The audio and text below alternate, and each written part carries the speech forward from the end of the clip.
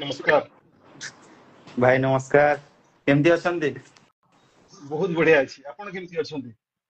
मु ठीक अच्छे। कोठी अछंती एबे? एबे जस्ट मु कटक रु आसुतली ऑन द वे थिली भुवनेश्वर जस्ट पहुंचली। बहुत खुशी लागुछि आपन देखिला पर। मो पई हैरान होजंती आपण आ। नहीं सेमति किछि नहीं। आपण भळा प्लेयर, आपण भळा मनीष गोटे सुंदर हृदय मनीष से जेते लेट हो ना काहे हम किछि असुविधा हुए ना। देखिला पर से ग्राउंड रे मध्ये नाइ देखिला पर गोटे भीतर गोटे खुशी लागे जे टिके ओडिसा रो गोटे इनडिसिप्लिन सुपर टिके नहीं इनडिसिप्लिन से हे गली तम टाइम टा टिके हेई पल्लानी आ। ना से किछि नहीं। ओडिसा रो जने सुपरस्टार देवव्रत प्रधान किंतु सेमति किछि से भाबंती ने हम भलो भाबरे जानिछु। देवव्रत ଟିକେ ଆମ ଦର୍ଶକ ବନ୍ଧୁ ମାନଙ୍କୁ ଟିକେ କହିଦେବେ ଆପଣଙ୍କର ଘର କୋଉ ଜିଲ୍ଲା କୋଉ ବ୍ଲକ ରେ? मु मोर बर्थ प्लेस होची संबलपुर मुदीपड़ा। ଘରଟା ହଉଛି ଆପଣଙ୍କର ସମ୍ବଲପୁର ମୁଦିପଡା आज्ञा ଏବଂ ସମ୍ବଲପୁରରେ ରହିଥିଲେ ନା ଆପଣ ଭୁବନେଶ୍ୱର କିମ୍ବା କଟକକୁ ଆସିକି କ୍ରିକେଟ ଖେଳିଥିଲେ?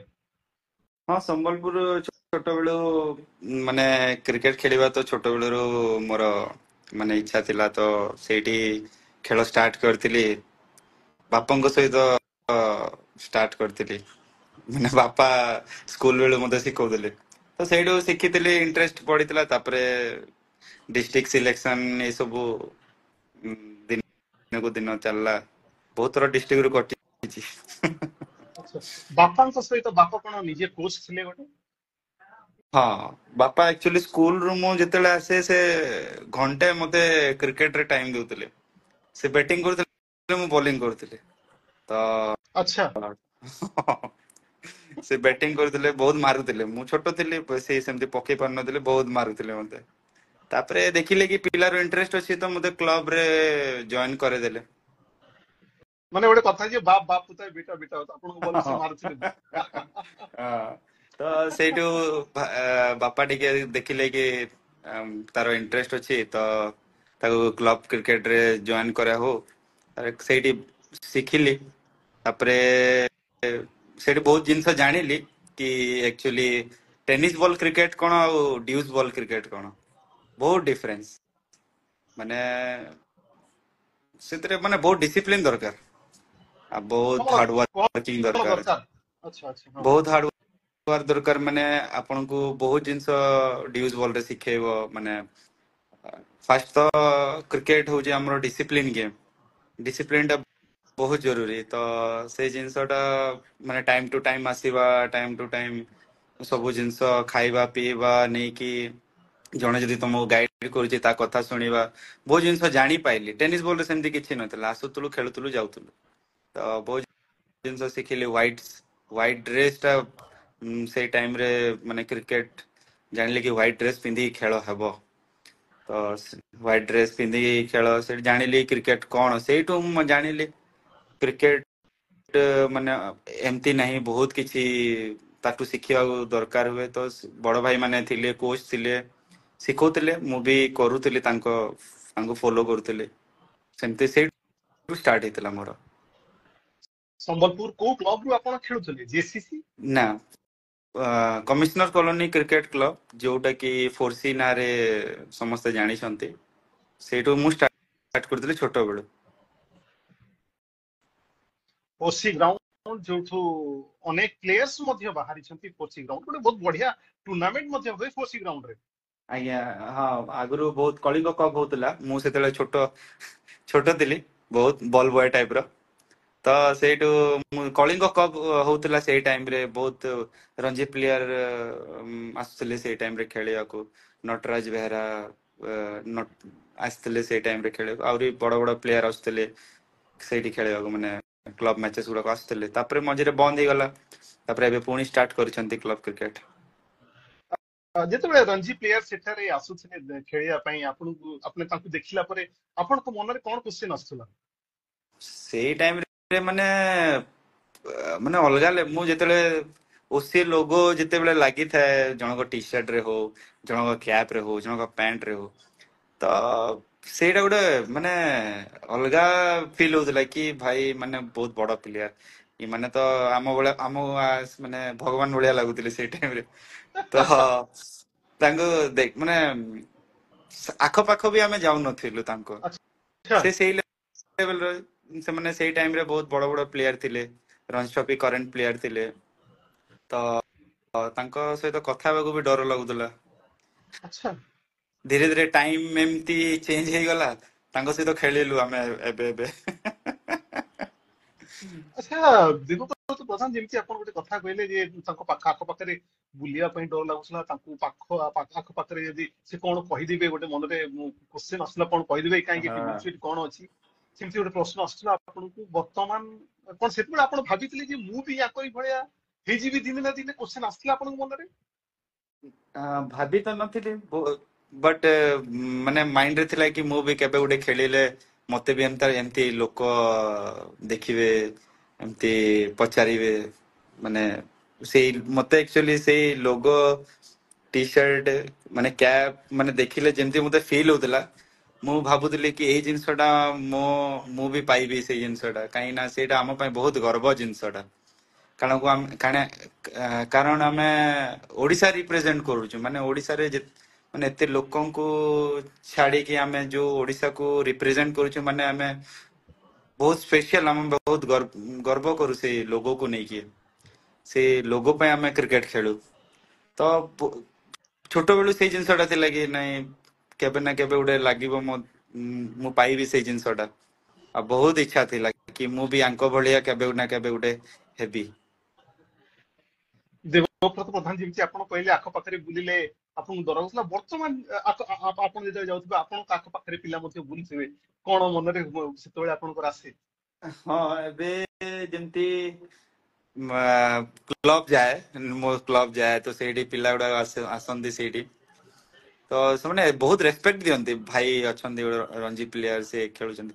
ମାନେ ମୁଁ ଜାଣିପାରେ ତାଙ୍କ ଫିଲିଙ୍ଗସ ଟା, କି ସେମାନେ କଣ ଫିଲ୍ କରିପାରୁଥିବେ ଏବେ। ତ ମୁଁ ତାଙ୍କୁ ସେଇ ଟାଇମରେ ମାନେ ମୁଁ ନିଜେ ଯାଇକି ଯେମିତି ସେଇ ଟାଇମରେ ମୁଁ ଭାବୁଥିଲି କି ଭାଇ ମାନେ ଆସିକି ଆମ ସହିତ କଥା ହେବେ। ନା ନା ନା, ସେମାନେ କାହିଁ କଥା ହେବେ ଆମ ପାଖକୁ, ଆମେ କଣ।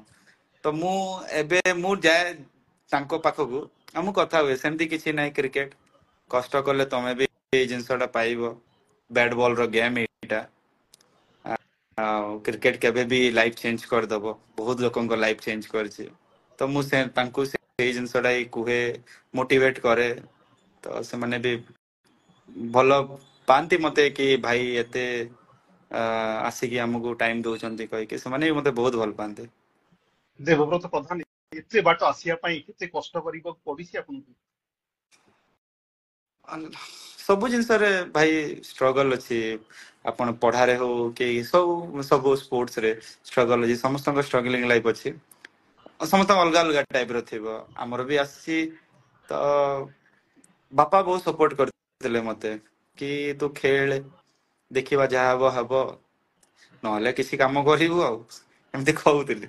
ବାକି ତୋର ଇଚ୍ଛା ଅଛି ଖେଳିବାକୁ, ତୁ ଖେଳ, ମୁଁ ବି ଚାହୁଁଛି ତୁ କାହିଁକି ନା ଆମ ଷ୍ଟାଡିୟମ ରେ ଯେବେ ଆଗ ରଞ୍ଜି ମ୍ୟାଚ ହୁଏ, ତ ମୁଁ ଆଉ ବାପା ବସିକି ଯାଇକି ଦେଖୁ। ତ ସେଇଠି ବସନ୍ତ ଭାଇ, ନଟୁ ଭାଇ, ଦେବାଶିଷ ମହାନ୍ତି କୋଚ୍ ଥିଲେ ସେଇ ଟାଇମରେ। ତ ମାନେ ଲେଜେଣ୍ଡ ସେମାନେ ଓଡିଶାର।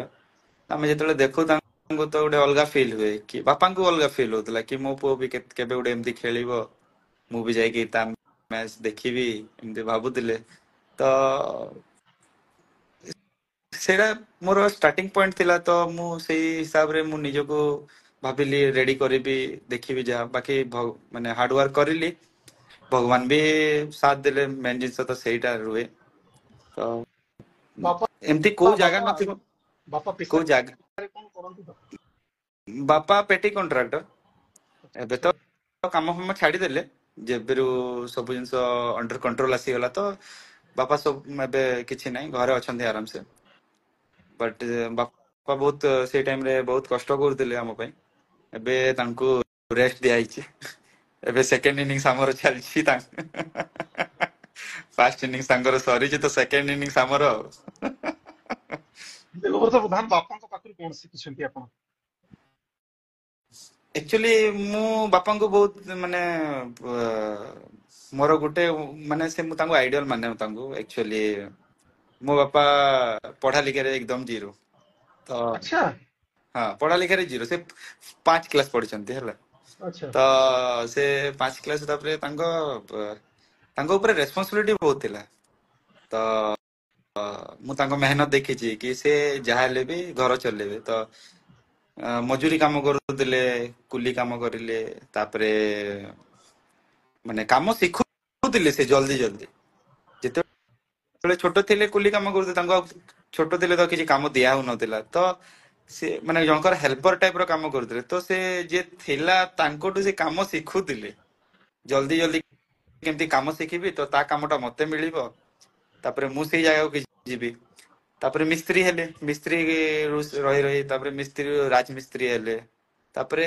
ସେ ତଳୁ ଯାଇଛନ୍ତି ତ ସେ ସବୁ କାମ ଜାଣିଥିଲେ ତ ଆଜିକା ଡେଟରେ ସେ ଗୋଟେ ବିଲ୍ଡର ହେଇକି ଅଛନ୍ତି ତ ମୁଁ ଦେଖିଲି କି ଯଦି ଜଣେ ପାଠ ବି ନ ପଢିକି ସେ ବହୁତ ଯଦି ଫ୍ୟାମିଲି କୁ ଯଦି ସେ ଚଲେଇ ପାରୁଛନ୍ତି ଛୋଟରୁ ଆସିକି ମାନେ ତ ମୁଁ କାହିଁକି କଷ୍ଟ କଲେ କିଛି ନ ପାଇବି ତ ବାପା ବହୁତ ଇନ୍ସପାୟାର କରେ ମାନେ ତାଙ୍କ ବହୁତ ହାର୍ଡ ୱାର୍କ ସେ ଖାଇବେ ପିଇ କାମ ଉପରେ ସେ ବହୁତ ଫୋକସ ଖାଇବେ ପିଇବେ କାମ ଚାଲିଲେ ତ ଆଉ ମେନ୍ ଜିନିଷ ତାଙ୍କ ପ୍ରୋଗ୍ରେସ ଟା ସେ ସାମ୍ନାଠୁ ଶିଖିବାକୁ ବହୁତ ଚେଷ୍ଟା କରୁଥିଲେ କଣ କରୁଛନ୍ତି କଣ ନାହିଁ ତାପରେ ସେଇ ପ୍ରୋଗ୍ରେସ କଲେ ତ ମୁଁ ଭାବେ ମୁଁ ବି ସେମିତି କଲେ ଭଗବାନ ବି ମତେ ଦେବେ ସେଇଟା ଇମ୍ପୋର୍ଟାଣ୍ଟ ଥିଲା ସବୁବେଳେ ଦେବବ୍ରତ ପ୍ରଧାନ ଯେମିତି ଆପଣ କହିଲେ ଆପଣଙ୍କର ବାପା କୁଲି ରାଜମିସ୍ତ୍ରୀ ତାପରେ ପେଟି କଣ୍ଟ୍ରାକ୍ଟର ଏ କ୍ଲାସ କଣ୍ଟ୍ରାକ୍ଟର ଗୋଟେ ଲୋକକୁ ନିଜ ଲକ୍ଷ୍ୟକୁ ହାସଲ କରିବାକୁ ହେଲେ ଏମିତି ସବୁ ଜିନିଷକୁ ତାକୁ କରିବାକୁ ପଡିବ ସବୁ ଏକ୍ସାକ୍ଟଲି ଷ୍ଟେପ ବାଇ ଷ୍ଟେପ ଆସୁଛନ୍ତି ହଁ ଏବଂ ଠିକ ଆପଣ ମଧ୍ୟ ସେମିତି କରିଛନ୍ତି ଆଜ୍ଞା ଓଡିଶାର ସିନିୟର ପ୍ଲେୟାର ବର୍ତ୍ତମାନ ଓଡିଶାର ସୁପରଷ୍ଟାର ଆପଣ କିନ୍ତୁ ସେ ଗ୍ରାସ ରୁଟ ରୁ ଆପଣ ଆସୁଛନ୍ତି ପ୍ରଥମେ ଆପଣଙ୍କୁ ଓଡିଶାର କୋଉ ଟ୍ୟାଗ ଲାଗିଥିଲା ଅଣ୍ଡର 14 ପଲିମ୍ପିକ ଟ୍ରଫି ନା ଅଣ୍ଡର 16 ବିଜୟ ମର୍ଚାଣ୍ଟ ରୁ ଆପଣ ଓଡିଶା ପାଇଁ ରିପ୍ରେଜେଣ୍ଟ କରିଥିଲେ ମୁଁ ଟିକେ ଲେଟ ରେ ମାନେ ପାଇଲି ଚାନ୍ସ ମୁଁ 16-14 କିଛି ଖେଳି ନଥିଲି ମୁଁ ଡାଇରେକ୍ଟ ସେ ବର୍ଷ ଖାଲି ଥରେ ଖାଲି 2012ରେ ବୋଲିଂ କ୍ୟାମ୍ପ ହେଇଥିଲା ଅଲ ଓଡିଶା ମାନେ ଯୋଉମାନେ କିଛି ଖେଳି ନଥିବେ ବଟ୍ ତାଙ୍କୁ ଚାନ୍ସ ଦିଆହବ କ୍ୟାମ୍ପ ପାଇଁ ସେ ପାଇଁ ସିଲେକ୍ସନ ପାଇଁ ଆସିଥିଲେ ଆମର ବଲାଙ୍ଗୀର ସୂର୍ଯ୍ୟ ମିଶ୍ର ସେ ଥିଲେ ରଞ୍ଜି ସିଲେକ୍ଟର ତାପରେ ସୁରେଶ କୁମାର ଆସିଥିଲେ 19 କୋଚ ତ ସେମାନେ ସିଲେକ୍ସନ କରିଥିଲେ ମତେ କି ୟାକୁ ଦେଖିବା କହିକି ତାପରେ ସେଇ କ୍ୟାମ୍ପ କୁ ଆମେ ଗଲା ପରେ କ୍ୟାମ୍ପରେ କୋଚ ଥିଲେ ଆମର ଦେବାଶିଷ ମହାନ୍ତି ତ ମୁଁ ସେଇଟା ମୁଁ ଫାର୍ଷ୍ଟ ଟାଇମ କଟକ ଆସିଥିଲି ମାନେ ମୁଁ କଟକ ଆସିଥିଲି ସେଇ ଟାଇମରେ ମାନେ ମତେ ଲାଗୁଥିଲା ମୁଁ ଗୋଟେ ମାନେ ଅଲଗା ଷ୍ଟେଟ କୁ ପଳେଇ ଆସିଛି ଟାଇପ ଲାଗୁଥିଲା ମାନେ ମୁଁ କେବେ ଆସିନଥିଲି କଟକ ଆଚ୍ଛା ଫାର୍ଷ୍ଟ ଟାଇମ ଯାଇଥିଲି ଆଚ୍ଛା କଟକ ହଁ ହଁ ତ ହଁ ହଁ, ମତେ ହୁଏ ଏମିତି ହଁ ହଁ ତ ମୁଁ ଗୋଟେ ମାନେ ଅଲଗା ଟାଇପ ର ଫିଲ୍ ହଉଥିଲା ତାପରେ ମୁଁ ଦେବାଶିଷ ମହାନ୍ତି ନାଁ ଶୁଣିଥିଲି ପେପର ଟିଭି ଏସବୁରେ ଦେଖିକି ସାମ୍ନାରେ ଯେତେବେଳେ ଦେଖିଲି ତ ମୋର ମାନେ ଅଲଗା ହାव ଭାବ ହେଇଗଲା ମାନେ କଣ ମୁଁ ମାନେ ମାନେ ଫେସ ଟୁ ଫେସ ହେଇ ପାରୁନଥିଲି ତ ସେଇଠି ନର୍ଭସ ପୁରା ଥିଲେ ଆପଣ ତ ସେଇଠି ବହୁତ କିଛି ଶିଖିବାକୁ ମିଳିଲା ସେଇ କ୍ୟାମ୍ପରେ ତ କ୍ୟାମ୍ପରୁ ମତେ ଷ୍ଟେଟ କ୍ୟାମ୍ପରେ ସିଲେକ୍ସନ କରିଲେ ମତେ ସେମାନେ ତ ସେଇଠୁ ଯୋଉ ପ୍ଲାଟଫର୍ମ ଟା ମିଳିଲା ତାପରେ ସେଇଠୁ ଷ୍ଟାର୍ଟ ହେଲା ତାପରେ ସେ ମୁଁ ଯୋଉ ଭାବି ଆପଣ ଯୋଉ ଷ୍ଟେଟ କ୍ୟାମ୍ପ ମିଳିଲା ଆପଣଙ୍କୁ ସେଇଟା କଣ ଥିଲା 23 ଥିଲା ନା ଡାଇରେକ୍ଟ ସିନିୟର ଥିଲା ଆପଣଙ୍କର ଅଣ୍ଡର 19 ଆଚ୍ଛା 19 ପାଇଁ ଅଣ୍ଡର କୁଚବିହାର 19 ବିଲ୍ ରେ ଭୋଟର ପାଇଁ ହଁ କୋଚବିହାରରେ ପାଇବା ଆଗରୁ ଗୋଟେ ଇନଭିଟେସନ ଟୁର୍ଣ୍ଣାମେଣ୍ଟ ଧ୍ରୁବ ପାଣ୍ଡବ ଟ୍ରଫି ଖେଳିବାକୁ ଯାଏ ଆମ ଅଣ୍ଡର 19 ଟି ତ ସେଇଠି ଚାନ୍ସ ପାଇଲି ସେଇଠି ଭଲ କରିଥିଲି ବୋଲି ସୁରେଶ ସାର୍ ବହୁତ ଲାଇକ୍ କରୁଥିଲେ ମତେ ତ ସେ ସିଲେକ୍ସନ ପାଇଥିଲି ସେଇ ଜାଗାରେ ଅଣ୍ଡର ଅଣ୍ଡର 19 ରେ ଆପଣଙ୍କୁ ପ୍ରଥମ ଟ୍ୟାଗ ଲାଗିଥିଲା ଆଜ୍ଞା ଓଡିଶା ପାଇଁ ପ୍ରଥମ ଆଜ୍ଞା ଆଜ୍ଞା ପ୍ରଥମ ଟ୍ୟାଗ ଓଡିଶା ପାଇଁ ଆପଣଙ୍କୁ 19 ରେ ଲାଗିଥିଲା ତାପରେ 23 ତାପରେ ହଁ ତାପରେ 23 ପାଇଲି ଆଉ 23 ମୁଁ ଖେଳୁଥିଲି ପ୍ଲସ୍ ମୁଁ ସିନିୟର ବି ପାଇଗଲି ସେଇ ବର୍ଷ ଏଇଠି ଟିକେ ରହିବେ ଦେବବ୍ରତ 19 ରେ ଆପଣଙ୍କ ପ୍ରଦର୍ଶନ କଣ ଥିଲା 19 କହିବାକୁ ଗଲେ ଏବେ ମାନେ ମୋର ଥିଲା ଧ୍ରୁବ ପାଣ୍ଡବ ଆମେ ଯୋଉ ବର୍ଷ ଚାମ୍ପିୟନ ହେଲୁ ମୁଁ ସେଥିରେ 5 ଓଭର ୱିକେଟ ନେଇଥିଲି ଆମର ପଞ୍ଜାବ ଏଗେନଷ୍ଟରେ ସେଇ ଟାଇମରେ ଆମ ସାମ୍ନାରେ ଖେଳୁଥିଲେ ଶୁଭମନ ଗିଲ୍ ମୟଙ୍କ ମାର୍କଣ୍ଡେ, ଅନମୋଲ ପ୍ରୀତ ଏମାନେ ସମସ୍ତେ ଖେଳୁଥିଲେ। ଆମେ ୱିକେଟ ତାଙ୍କୁ କାହାର ନେଇଥିଲେ 70 ଆପଣ? ଆଜ୍ଞା ୱିକେଟ କାହାର ନେଇଥିଲେ? ସୁମନ ଗିଲ୍? ହଁ ସମସ୍ତେ ଆଉଟ୍ ହେଇଥିଲେ, 5ଟା ୱିକେଟ ନେଇଥିଲେ। ଆଚ୍ଛା, ତାଙ୍କୁ 70 ଆପଣ ରନରେ ଆମେ ନେଇଥିଲେ? ଅଲ୍ ଆଉଟ୍ କରିଦେଲୁ। ହଁ ହଁ ହଁ। ହଁ ତ ସେଇ ଟାଇମରେ ଆମେ ଚାମ୍ପିୟନ ହେଲୁ ତିରୁ ପାଣ୍ଡବ ଟ୍ରଫି ସେଇ ବର୍ଷ। ସେନାପତି କ୍ୟାପ୍ଟେନ ଥିଲା ଆମର, ସୌରାଂଶୁ ସେନାପତି। ତ ସେଇ ବର୍ଷ ଆମର ଆମେ ଜୋନ୍ ବି ଚାମ୍ପିୟନ ହେଲୁ, ଧ୍ରୁବ ପାଣ୍ଡବ ଚାମ୍ପିୟନ ହେଲୁ ଆମର। ସେ ତାପରେ ମତେ ସେଇଠୁ 23 କଲ୍ ଆସିଗଲା। ତାପରେ 23 ଷ୍ଟାର୍ଟ କରିଲା ବେଳେ ତାପରେ ଆମର ମତେ ସିନିୟର ବି କଲ୍ ଆସିଗଲା ସେଇ ଟାଇମରେ। ଆଚ୍ଛା, ଇମିଡିଏଟଲି ଆଜ୍ଞା 23 ରେ ଆପଣ ଖେଳୁଥିଲେ, ଆଉ ଇମିଡିଏଟଲି ଆପଣ senior senior senior Ranji call match ଆସିଗଲା ସେ। ଆଜ୍ଞା ତ ବଟ୍ ମତେ ସିନିୟର ଖେଳେଇଲେନି, କାହିଁକି ସେଇ ଟାଇମରେ ପେସ୍ ବୋଲର ଅଲରେଡି ସେଟ୍ ଥିଲେ। ବସନ୍ତ ଭାଇ, ପ୍ରୀତମଜିତ ଦାସ, ଆଲୋକ ସାହୁ, ଆଲୋକ ମଙ୍ଗରାଜ, ଦୀପକ ବେହେରା ସମସ୍ତେ ପ୍ୟାକ୍ ଥିଲେ। ତ ମୁଁ ସେତେବେଳେ ଛୋଟ ଥିଲି, ବଟ୍ କ୍ୟାମ୍ପ ମତେ ମିଳିଥିଲା, ସିନିୟର କ୍ୟାମ୍ପ।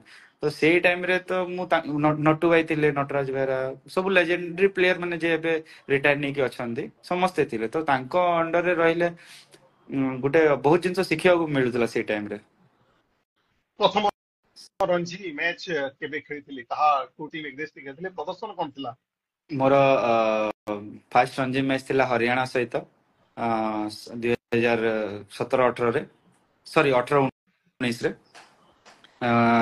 ମୁଁ ନେଇଥିଲି 4ଟା ୱିକେଟ ଆଉ 40 ରନ୍ କରିଥିଲି ସେଇ ମ୍ୟାଚରେ, ଡେବ୍ୟୁ ମ୍ୟାଚରେ।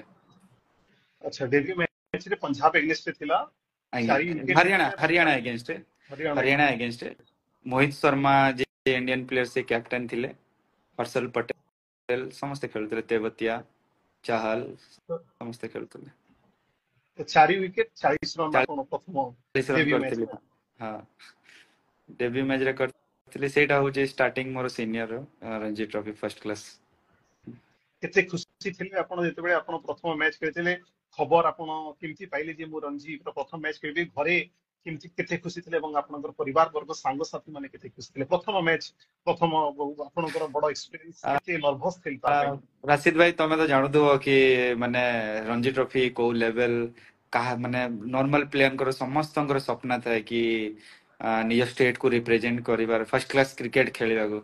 ଆମେ କ୍ରିକେଟ ଖେଳ ଷ୍ଟାର୍ଟ କରିଛୁ ସେଇଥିପାଇଁ କି ଆମର କିଛି ଗୋଟେ ହଉ, ମାନେ ଇମେଜ ବନୁ, ଆଉ ସେଇଥିରେ ଆମେ ଭଲ କରୁ। ତାହେଲେ ଆମର ସେଟା ଗୋଟେ ପ୍ଲାଟଫର୍ମ ଆମେ ଇଣ୍ଡିଆ ଖେଳିବାକୁ। ତ ଆମେ କୋଉ ବର୍ଷ ବି ଭଲ କରିବୁ, ଫର୍ଷ୍ଟ କ୍ଲାସ କ୍ରିକେଟରେ ଆମକୁ ନେକ୍ସଟ ଲେଭେଲ ମିଳିବ। ତ ସବୁ ପ୍ଲେୟର ଆମ ଓଡିଶାରେ ଯେତେ ପ୍ଲେୟର ଅଛନ୍ତି କି ଆମର ଲାଷ୍ଟ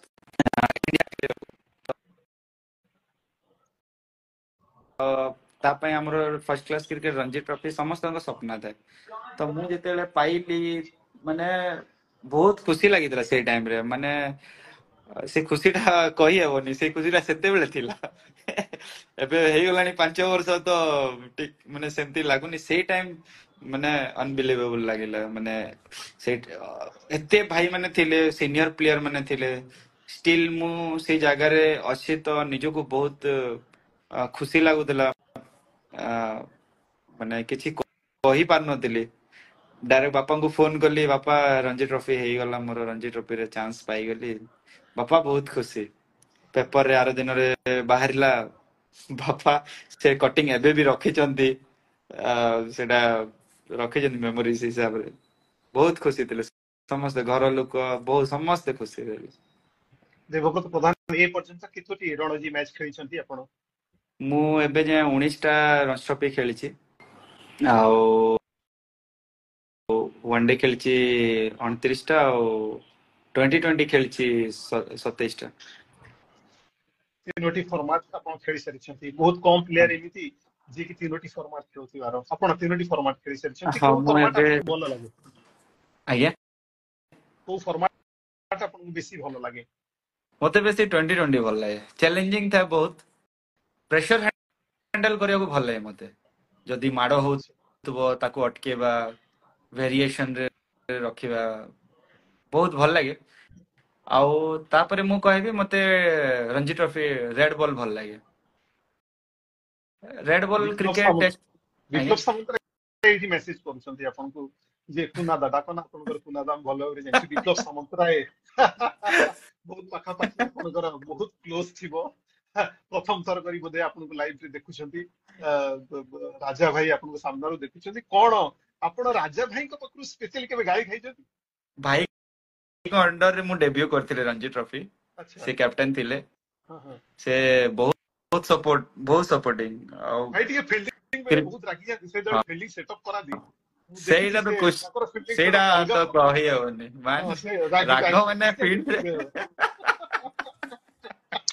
ମୁଁ ଦେଖିଛି ଭାଇର ତାଙ୍କୁ ସେ ରାଗ ଅବଜର୍ଭ ବହୁତ କରେ ବଟ ସେ କ୍ରିକେଟ ରେ ମାନେ ସେ ବହୁତ ସିରିୟସ ଆଫ୍ଟର କ୍ରିକେଟ ତାଙ୍କର ଗୋଟେ ଅଲଗା ରୂପ ପୁରା ଅପୋଜିଟ ବହୁତ ମସ୍ତି ଆମର ଡ୍ରେସିଂ ଦେବଦତ୍ତ ମୁଁ ମାହୋଲ ଟା ତାଙ୍କୁ ବହୁତ ଫିଲ୍ଡିଂ ସମୟରେ ମୁଁ ତାଙ୍କୁ ଦେଖେ ସିଏ ନଅଟା ପ୍ଲେୟାରଙ୍କୁ ତାଙ୍କର ୱିକେଟ କିପର ଆଉ ତାଙ୍କୁ ଛାଡିଲା ପରେ ସେ ନଅଟା ପ୍ଲେୟାରଙ୍କୁ ପୁରା ଦେଖିଥାନ୍ତି କିଏ କୋଉଠି ସେ କୋଉଠି ଜଗେଇଛନ୍ତି ଆଉ ତା ବଲ ପରେ ଯଦି ଦେଖୁଛନ୍ତି ପ୍ଲେୟାର ଟା ଏପଟ ସେପଟ ହେଇଛି ତାକୁ ପୁରା ଡାଇରେକ୍ଟ ଆଖି ଦେଖାନ୍ତି ସେମିତି କେବେ ହେଇଛି ଆପଣଙ୍କ ସାମ୍ନାରେ ହଁ ମୋ ସହିତ ତ ଭାଇ ଟିକେ ହଁ ହେଇଯାଏ ଯେତେବେଳେ ଟିକେ ପ୍ରେସର ସିଚୁଏସନ ରହିବ କି ଆ, ଟିକେ ଭାଇ ଦେଖିବେ କି ଯଦି ଆୱାର ନାହିଁ ତାହେଲେ ତ ସେଇଠି ତ ଶୁଣିବାକୁ ପଡିବ ଆଉ କଣ କିଛି ଗୋଟେ ସ୍ପେଶିଆଲ ମୁଭମେଣ୍ଟସ ଗୋଟେ ବିପ୍ଲବ ସାମନ୍ତରାୟଙ୍କ ସହିତ ହେଇଥିବ ଟିକେ ସେୟାର କରିବେ ମୋ ସହିତ ତ ହେଇନି ସେମିତି କିଛି କାହିଁକି ନା ସେ ଯଦି କିଛି କହୁଥିଲେ ମୁଁ ଟିକେ ମୁଣ୍ଡ ନଇକି ପଳେଇବି ସେମିତି କିଛି ମାନେ ଆଉ ବେଶୀ କିଛି କୁହନ୍ତିନି ପପୁରକୁ ବହୁତ କହିଛନ୍ତି ଆଚ୍ଛା ଆଚ୍ଛା ପପୁରକୁ କଣ କହନ୍ତି କଣ କହନ୍ତି ଏମିତି ଆମ ମାନେ ଫିଲ୍ଡିଂ କୁ ନେଇକି ଯଦି ମୁଁ ଥରେ ଦେଖିଛି ଭାଇ ଏମିତି ମାନେ ଯିଏ ଭୁଲ କରିବ କୁହନ୍ତି ହୁଁ ଆ, ତାପରେ କ୍ରିକେଟ ସରିଲା ପରେ ବାହାରେ ଆସିକି ବୁଝାନ୍ତି ବି ବଟ୍ ହୁଁ ଯେତେବେଳେ ମ୍ୟାଚ୍ ଚାଲିଥିବ ପ୍ରେସର ସିଚୁଏସନ ଥିବ କିଛି ଭୁଲଭାଲ ହେଇଯିବ ତ ହୁଁ କିଛି ହୁଁ ଫିଲ୍ଡିଂ ପଳେଇଥିବ ହୁଁ ମାନେ ଭାଇ ତ ଶୁଣାନ୍ତି ତ ସେଇଟା ତ ଅଛି ହୁଁ ତାପରେ ହୁଁ ଭାଇ ଶୁଣିବେ ବୋଲି ଜଣା ପଡିଲେ ମୁଣ୍ଡ ପଛ କରିକି ଯିବାକୁ ପଡେ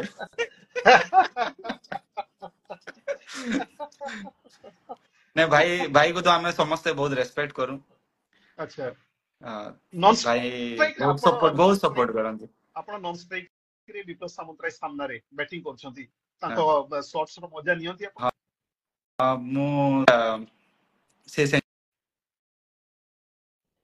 ସେଞ୍ଚୁରୀ କରିଥିଲେ ମୁଁ ନନ୍ ଷ୍ଟ୍ରାଇକ୍ ରେ ଥିଲି ଆ, ସେ ସେଞ୍ଚୁରୀ କଲେ ମୁଁ ତାଙ୍କୁ ବ୍ୟାଟିଂ ବହୁତ ଏନ୍ଜୟ କରେ ଏବେ ବି ଏନ୍ଜୟ କରେ ସେ ଖେଳୁଥିଲେ କେତେ 80-90 କରିକି ଆଉ ମୁଁ ସେଇ ଟାଇମରେ ଥିଲି ମାନେ ମୋ ପରେ ଆଉ ଦିଟା ୱିକେଟ ଥିଲେ ତ ଭାଇଙ୍କର କେମିତି ସେଞ୍ଚୁରୀ ହେଇଯାଉ ଆଉ ବଢିଆ ଲାଗିବ ମ୍ୟାଚ୍ ବି ଆମର ଭଲ ହେଇଯିବ ସେଇରେ ଥିଲେ ତାଙ୍କ ବ୍ୟାଟିଂ ବହୁତ ଏନ୍ଜୟ କରେ ମୁଁ ତାଙ୍କ ସଟ୍ସ ଗୁଡାକ ବହୁତ ଫୁଲ୍ ସଟ୍ ବହୁତ ଭଲ ଲାଗେ ତାଙ୍କର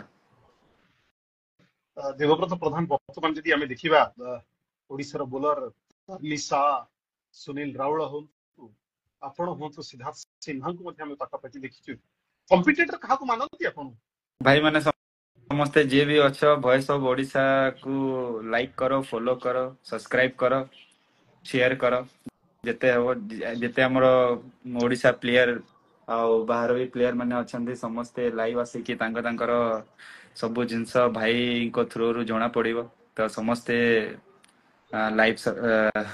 ଲାଇକ୍ ସବସ୍କ୍ରାଇବ କର ଫଲୋ କର ଯେ ଭାଇ କଣ ଏ ଶୋଟା ଜାରି ରହିବା ଦରକାର କଣ ଏମିତି ଆମେ ପ୍ଲେୟର୍ସକୁ ଆଣିବା ଦରକାର ଏବଂ କାହାକୁ ଆଣିଲେ ଭଲ ହବ ଆପଣଙ୍କ ମତରେ ଟିକେ କହିବେ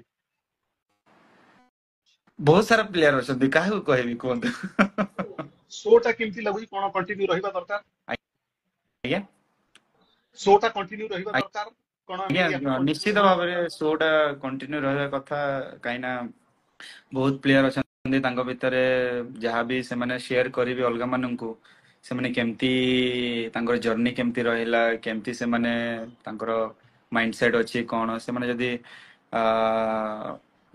ସେୟାର କରିବେ ତ ବାକି ଜୁନିୟର ପିଲା ଯଦି ସେଇ ଜିନିଷ ଟା ଦେଖୁଛନ୍ତି ଜାଣିବେ ଶିଖିବେ ତାଙ୍କ ପାଇଁ ବହୁତ ହେଲ୍ପଫୁଲ ରହିବ ସେଇ ଜିନିଷଟା ବହୁତ ବହୁତ ଧନ୍ୟବାଦ ଦେବବ୍ରତ ପ୍ରଧାନ ପୁଣି ଆର ବର୍ଷକୁ ଯେବେ ସମୟ ହେବ ମୁଁ ଆପଣଙ୍କୁ ପୁଣି ଥରେ ଆର ବର୍ଷ ଲାଇଭ୍ ଦେଖିବି କିନ୍ତୁ ଏ ବର୍ଷ ପାଇଁ ମୁଁ ଆଜି ଏଇ ଶୋକୁ ଏଇଠି